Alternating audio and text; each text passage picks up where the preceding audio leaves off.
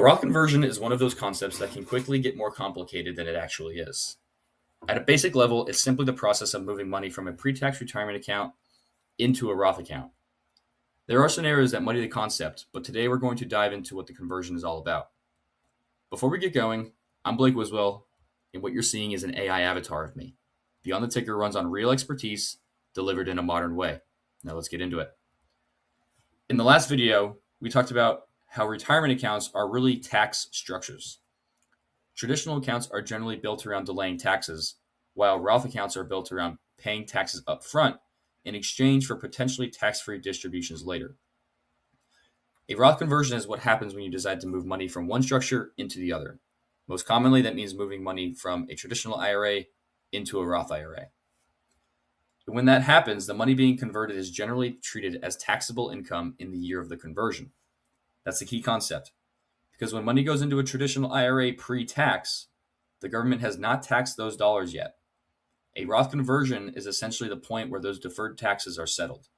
And that's why Roth conversion planning is really a tax planning conversation more than an investment conversation. The investment itself may not even change. The account structure changes. Now, this is where people often start asking, why would someone voluntarily create a taxable event? And the answer usually comes down to expectations about the future. If someone believes their tax rate could be higher later in life, they may prefer paying taxes now at a known rate instead of later at an unknown rate. There are also situations where someone temporarily falls into a lower income year. Maybe they retire before Social Security starts, or before required minimum distributions begin. That gap can create opportunities to convert portions of pre-tax retirement money at lower tax brackets than they may face later. And that's really how many Roth conversions are approached in practice. Not usually all at once, but strategically over time. Because large conversions can push someone into higher tax brackets very quickly, many people look at conversions as a multi-year planning process rather than a one-time decision. Another important distinction is that Roth conversions are different from Roth contributions. A Roth contribution is new money being added to the account, subject to annual contribution limits and income restrictions. A Roth conversion is moving existing retirement money between tax structures. We've now learned that there are limits to how much is contributed, but there's no annual limit on how much can be converted. That doesn't mean converting large amounts is automatically a good idea. It just means the IRS does not cap the conversion amount itself.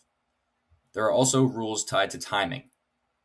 Converted dollars generally have their own 5-year holding period before they can be withdrawn penalty-free if the account owner is under certain ages. So while Roth accounts create flexibility, there are still structural rules attached to how the money moves. And that brings us back to the bigger picture. A Roth conversion is not really about chasing a better account. It's about deciding when taxes should be recognized across your lifetime. Traditional accounts defer taxation. Roth accounts accelerate taxation in exchange for future tax treatment. A Roth conversion is simply the bridge between the two systems. And once you understand that, the conversation becomes much less about products and much more about long-term planning. Remember, knowledge is the one investment that never loses value, and that is exactly what Beyond the Ticker is built on. If you got something out of this, like the video, subscribe, and pass it along to someone who would appreciate it. Every share helps us reach more people, and we are grateful for every single one. See you next time.